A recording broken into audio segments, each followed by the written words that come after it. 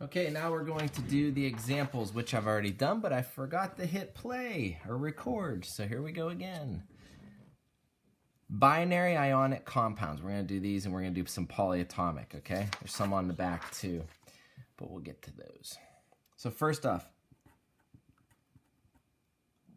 binary ionic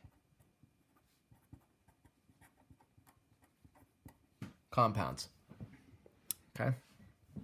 So if you ask me, these are the simpler of all of them. The first one, example 1, it's going to be lithium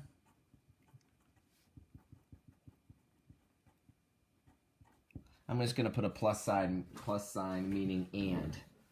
Okay, lithium and fluorine. We're on my kitchen table. It's quite a mess right now. So lithium is a 1 plus, fluorine is a 1 minus. So we do the crisscross. The 1 from fluorine goes to lithium. Lithium goes over to fluorine. And then we can get rid of the 1s. Okay. Not necessary. We know there's 1 of each. Let's name it. Lithium. First one stays the same. Second one changes to IDE. Instead of fluorine, it's fluoride.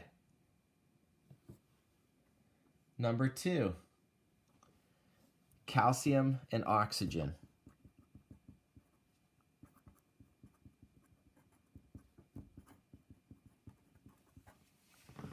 Calcium is a 2 plus. Oxygen, 2 minus. All right, calcium's in the second column and oxygen is over by nitrogen. We crisscross, Ca2O2. Now we can reduce this. We don't need 2 of each.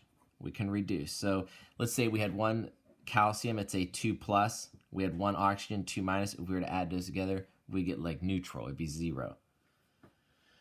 So calcium, oxygen or oxygenide, nope, oxide. That's the one that students always write some odd things for, but just remember oxide. It does sound kind of familiar, at least I think to most people. Number 3, transition metal, nickel 2, and sulfur. So here's our first appearance of, at least for this, of the Roman numeral. That's easy. It just means it's a 2 plus. Sulfur is a 2 minus. So we have the kind of like the same situation as we had here, right? Ni2S2. We reduce.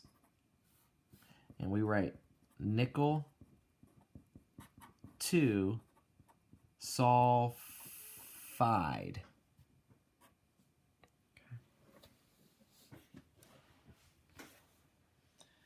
One more. Aluminum and sulfur. Stomach crowd. Aluminum and sulfur. Aluminum is right after the transition metals, and it is a 3 plus. Sulfur, once again, is a 2 minus. So the 2 goes with Al, and the 3 goes with the sulfur. We get rid of that plus and minus sign. You don't need those. It wouldn't make sense down there. So think about this. If we had 2 aluminums, that'd be a total of 6 plus, right? 3 plus and 3 plus. If we had 3 sulfurs, it'd be 2 minus and 2 minus and 2 minus. So that would be like 6 minus. So you think 6 plus, 6 minus, neutral. All right, that's my final answer. It's aluminum sulfide. Change the last one. Okay. I need to find the rest of my paper here. So those are binary ionic compounds. Next we have the polyatomic. Let's use some of those. We're going to have 4 of these.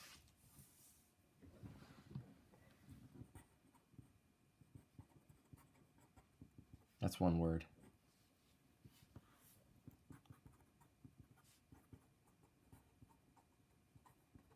If you, well, that's messed up. If you ever look on the a problem that you're doing and it has like a weird word, carbonate, phosphate, phosphite, and you're like, what is that? It's a polyatomic ion. Okay, so first off, example 1. Potassium and a phosphate ion. So potassium is a 1 plus. Now go find phosphate on the back of the periodic table. If you don't have one, just look up polyatomic ions in Google. It's a 3 minus. So the 3 goes by the K, the 1 goes over here. K3PO4 with a 1.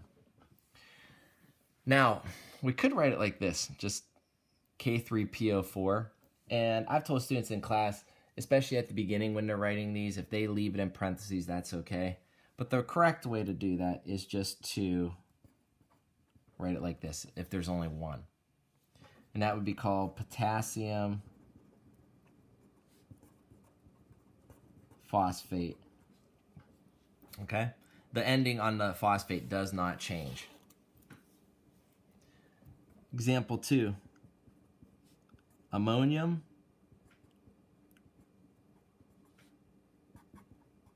ion and chlorine. So ammonium is the first one on the back of our periodic table. It's a 1 plus. And then chlorine is a 1 minus. It's in the 17th column. And we cross and we get NH4 1 Cl1. So NH4Cl. And that's called ammonium. Okay, now how are we going to do this? So this is not a polyatomic ion here. So we do have to change the ending to IDE.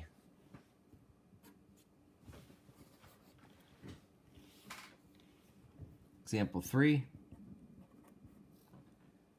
Sodium and carbonate. Sodium is Na. Now carbonate was in the notes. It's CO3, back of the periodic table. And it is a 2 minus. So the 2 goes by the Na, the 1 goes on the carbonate, and we get Na2 CO3 1. Oh, I did it. I put the parenthesis. Don't do that. Okay, not necessary. I don't think it's necessarily bad. I mean, it definitely points out that it's a polyatomic. It's grouped together. But I know in chemistry they don't like to write that. So, sodium carbonate.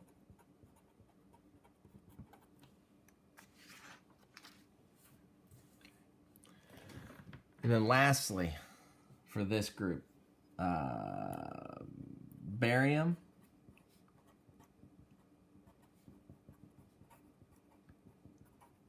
hydroxide. If you notice, by all of our polyatomics, there have not been any more than one of them. So what if we do have more than one? Barium's a 2 plus. Hydroxide, oops, is a 1 minus. So the 2 goes over here, and the 1 goes next to the BA. Okay, just crisscross them. BA1 OH2. Now this is where it's very important to have the parentheses. Okay, because we have 2 groups of OH. So it's like you have OH and then another OH. You have 2 groups of them. So wow, that was messed up.